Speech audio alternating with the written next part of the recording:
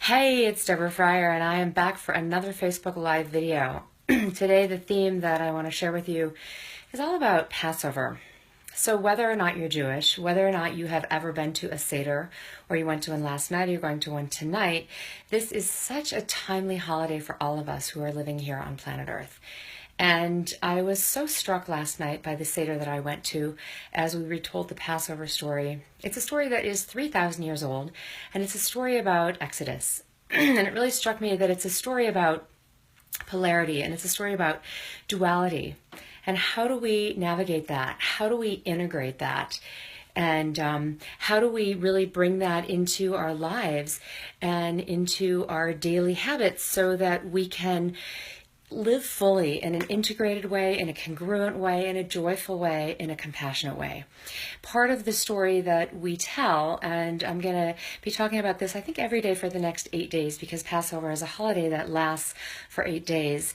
What I want to share with you today is about the Exodus itself. So the frame of the story is that the Jews had to leave Egypt because they were being treated badly by the Pharaoh, and so they went off in a hurry. They didn't have time to wait for the natural yeast spores in the air to make their bread rise, so they just put their flour and water on a rock. They let the sun cook it. That became what we now know as matzah.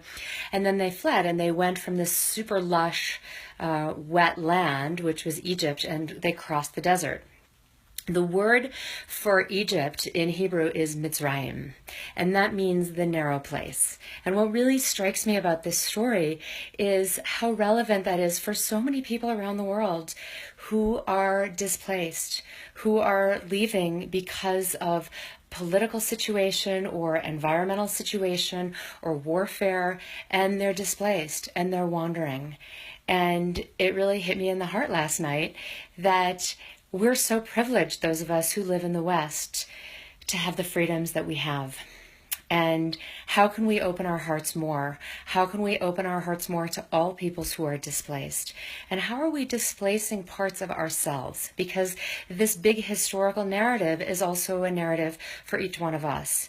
Each one of us has parts of ourselves that we displace, that we banish, that we mistreat, right? Ways we judge ourselves and criticize and reject and hate ourselves and torture ourselves.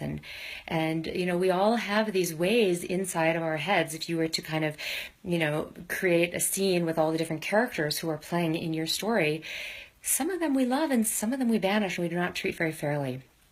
So it's really just an invitation for how can we invite in all of those stragglers, all of those pieces of ourselves that are wandering and lost, and love them, open the door. We say on Passover, we always open the door and we say, may all who are hungry come and eat.